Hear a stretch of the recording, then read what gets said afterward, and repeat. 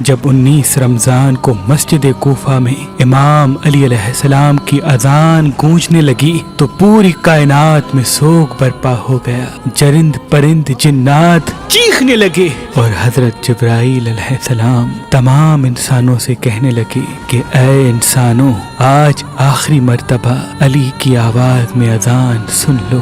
مولا علی علیہ السلام اذان دے کے مصلی عبادت پہ آئے. اللہ کی عبادت کر رہے تھے. جیسے ہی آپ نے سجدہ کیا تو عبد الرحمن ابن ملجم زہر سے ڈوبی ہوئی تلوار امام علی علیہ السلام کے سر پہ دے مارتا ہے. بس مسجد کوفہ میں قیامت برپا ہو گئی. تمام چاہنے والے سر پیٹنے لگے. امام علی علیہ السلام کا مصلی خون سے رنگین ہو گیا.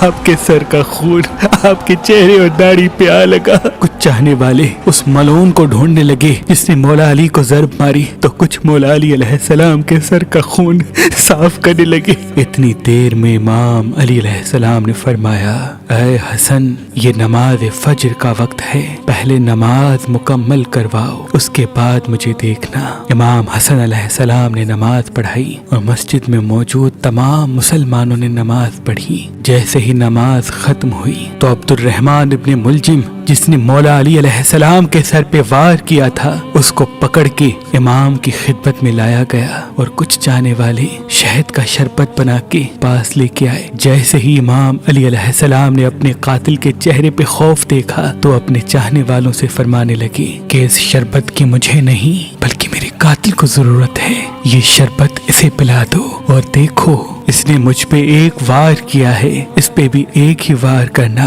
اور اگر یہ زندہ بچ جائے تو اسے آزاد کر دینا.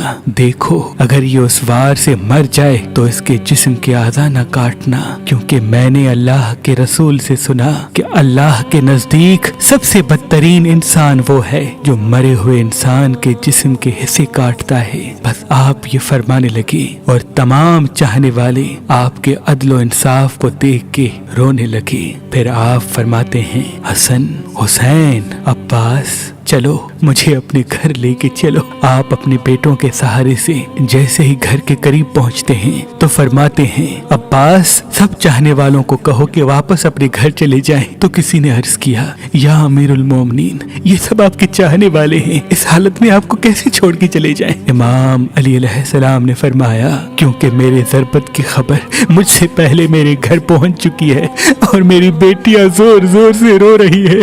میں نہیں چاہتا کہ میری بیٹیوں کا آواز میرے چاہنے والوں کے کانوں تک پہنچے. بس تمام چاہنے والے وہیں رک گئے اور امام علی علیہ السلام گھر تشریف لاتے ہیں. تمام بیبیاں روتی ہیں، امام علی علیہ السلام کو دیکھ کے فریاد بلند کرتی ہیں اور امام علی علیہ السلام سب کو دلاسا دیتے ہیں کہ مجھ سے میرے بھائی اللہ کے رسول حضرت محمد مصطفیٰ صلی اللہ علیہ وآلہ وسلم پہلے ہی فرما چکے تھے کہ اے علی، میری امت تجھے رمضان کے مہینے میں مسجد میں ضرب مارے گی اور تیرے سر کے خون سے تیری داڑھی سرخ ہو جائے گی. یہ وقت صبر کا ہے. آپ کو بستر پہ لٹایا گیا. تاریخ نے لکھا، جیسے ہی طبیب نے امام علی علیہ السلام کو دیکھا تو وہ چیخ کے رونے لگا اور فرمانے لگا کہ وہ ضرب زہر میں ڈوبی ہوئی تھی اور زہر مولا علی کے پورے جسم میں پھیل چکا ہے.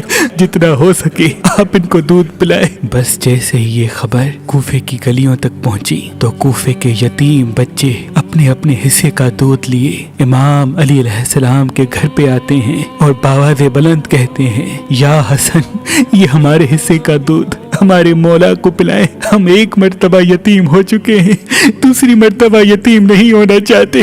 امام علی علیہ السلام بستر شہادت پہ بھی مسلسل اللہ کا ذکر کرتے رہے. بس جیسے ہی 19 کا دن ختم ہوا، 20 رمضان کی رات آئی، آپ فرمانے لگے کہ اب میرے حجرے میں کوئی بھی نہ آئے کیونکہ پوری دنیا کے جنات و فرشتے مجھ سے ملنے آ رہے ہیں. اور پھر جیسے ہی 20 رمضان کا سورج طلوع ہوا تو آپ امام حسن سے فرمانے لگے، اے حسن، جاؤ میرے تمام چاہنے والوں سے کہو کہ اپنے امام کا آخری دیدار کر لیں. آپ کے عقیدت مند قطار بنا کے جیسے ہی آپ کی زیارت کے لیے گھر میں داخل ہوئے تو دیکھا کہ زہر پھیلنے کی وجہ سے آپ کا چہرہ پورا زرد ہو چکا ہے. سب چیخ کے رونے لگے.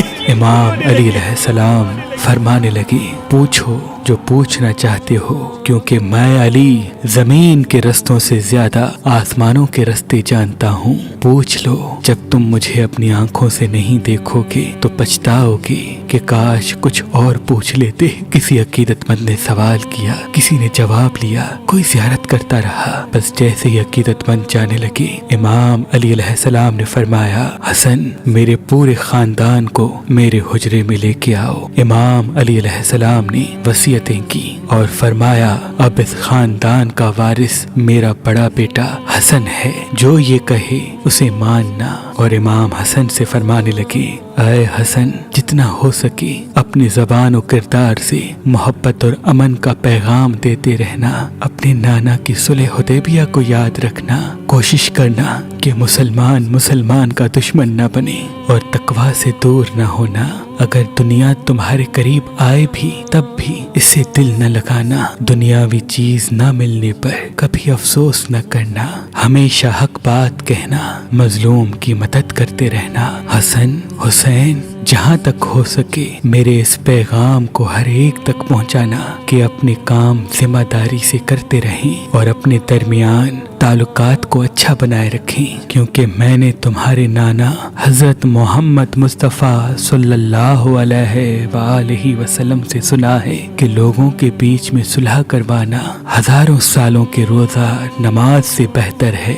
और यतीमों के बारे में अल्लाह से डरते रहना कि कभी वो भूखे न रहें और पड़ोस में रहने वालों का ख्याल रखना, क्योंकि अल्लाह के रसूल पड़ोसियों के बारे में बार बार इतनी नसीहत करते कि लोग समझने लगते कि शायद अल्लाह के महबूब उनको हमारा वारिस भी बनाने वाले हैं। और कुरान को समझने और उस पे अमल करने में देर न करना। ऐसा न हो कि दूसरे कुरान को समझ के तुम पे हुकूमत करने लगे। नमाज के बारे में अल्लाह से डरते रहना, क्योंकि वो तुम्हारे दीन का सुतून है। और अल्लाह के घर की हिफाजत करना, क्योंकि वो तुम्हारी पहचान है। अल्लाह से डरो। अपनी जान, माल और जबान के बारे में न किसी का माल गस्ब करो, न किसी को हाथों और जबान से तकलीफ दो। एक दूसरे की मदद करते रहना। और खबरदार, सब मुसलमान एक दूसरे से जुड़ के जीना, वरना तुम पे वो लोग मुसल्लत हो जाएंगे। अगर तुम फरियाद भी करोगे तब भी तुम्हारी आवाज सुनने वाला कोई न रहेगा। और सारे अब्दुल मुत्तलिब के बेटों को खबरदार कर दो कि अगर इस ज़र्ब से मेरी शहादत हो जाए तो मेरे कातिल को भी सिर्फ एक ही ज़र्ब मारना।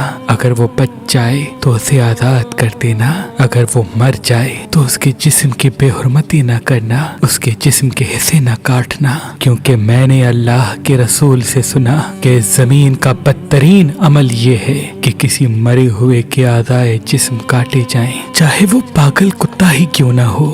हसन, मेरे जनाजे में किसी को शरीक न करना।